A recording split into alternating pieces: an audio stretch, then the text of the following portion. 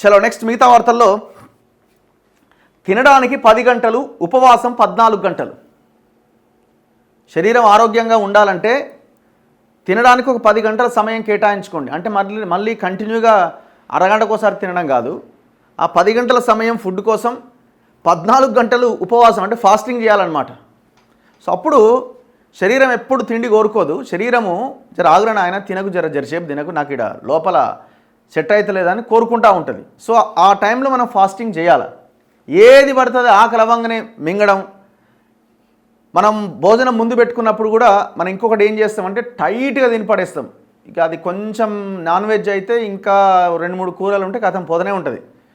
So కొంత gap ఉంచుకోవాలన్నమాట. At least 10-20% gap ఉంచుకోవాలి. వీళ్ళు అదే రాసిరి. సో ఇట్లాంటి కథనాలు మనం మొత్తం చదవాలి. ఎందుకంటే ఇది హెల్త్ కాన్షియస్ చాలా ముఖ్యం ఈ రోజుల్లో. మొత్తం మనం తినే ఆహారం అంతా పొల్యూట్ అయిపోయిన ఈ క్రమంలో ఎంతో కొంత ఈ ఆరోగ్యం మీద దృష్టి పెట్టాల్సిన అవసరం ఉన్నది. శరీరం ఆరోగ్యంగా ఉండాలంటే, అవసరమైన శక్తిని సమకూర్చుకోవాలంటే పోషకాహారం ఎంత ముఖ్యమో దాన్ని తీసుకునే సమయం కూడా అంతే కీలకం. మీరు బ్రేక్ఫాస్ట్ నుంచి రాత్రి భోజనం దాకా ఓ 10 గంటల వ్యవధిలో ముగించేసి మిగిలిన 14 గంటలు కడుపును ఖాళీగా ఉంచితే ఆ ఉపవాసం మీకు శ్రీరామ రక్ష అవుతుంది. అంటే ఇది సంవత్సరానికి ఒకసారి చేసేది కాదు, ఎవ్రీడే చేయాల్సింది. మీకు శ్రీరామ రక్ష అవుతుంది. అధిక బరువు నుంచి మధుమేహం దాకా అంటే షుగర్ వ్యాధి వరకు జీవనశైలి రుగ్మతలన్నీ అదుపులోకి వస్తాయి. ముఖ్యంగా గుండె మెరుగ్గా పనిచేస్తుందని తేల్చారు వైద్య నిపుణులు. దీన్నే టైమెట్ లేదా ఇంటర్మిటెంట్ ఫాస్టింగ్ అంటారు. అసలు ఏంటి విధానం, ఎట్లా చేయాలి దీన్ని? ఉపవాసం 14 గంటలు, అల్పాహారం, మధ్యాహ్న భోజనం, సాయంత్రం స్నాక్స్, రాత్రి ఆహారం, ఇలా 4 సార్లు ఆహారాన్ని తీసుకోవాలి. ఉదయం నిద్ర లేవగానే తొలి గంటన్నరలో ఏదైనా తినేయాలి.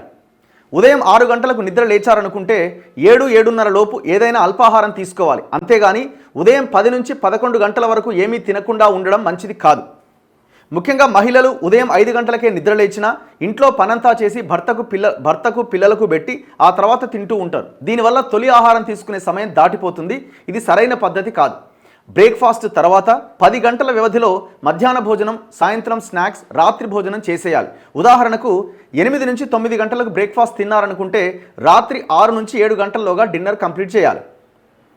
రాత్రి 9 నుంచి 10 గంటల్లోగా నిద్రపోవాలి. నిద్రపోవడానికి కనీసం 3 గంటల ముందు ఏమీ తినొద్దు. ఒకవేళ ఎక్కువసేపు మెలకువతో ఉండాల్సి వచ్చి ఆ సమయంలో ఆకలైతే ఘనాహారం తీసుకోవచ్చు. కొబ్బరి నీళ్లు, మజ్జిగ, నిమ్మరసం, green tea, black coffee, herbal tea వంటి ద్రవాహారాలు తీసుకోవాలి. 10 గంటల వ్యవధిలో ఏదైనా తినొచ్చు కదా అనుకోవద్దు. ఈ సమయంలో జంక్ ఫుడ్ తింటే ఫలితం శూన్యం, పైగా అనారోగ్యం కూడా. ఇక 10 గంటలు ఏమన్నా తిన్నారని చెప్పి మంచిగా బటర్ నాన్లు, మైదా అనేది ఇంత కూడా ముట్టకూడదు. అసలు మైదా అన్నది ఒక రకంగా చెప్పాలంటే బాడీకి పాయిజనస్ ఫుడ్ ఏదైనా ఉందంటే అది మైదానే. ఇప్పుడు మనం తినే బిస్కెట్లు హెల్దీ అంటారు. బిస్కెట్ కూడా మైదాతోనే తయారవుతుంది. పిల్లలకి 2 నిమిషాల్లో అయిపోతుంది నూడిల్స్ చేసి ఇస్తామని నూడిల్స్ ఇచ్చేది కూడా మైదానే. ఈ మధ్య ఆటా నూడిల్స్ అని అట్లా ఇట్లా వచ్చిన అంత ఫేక్.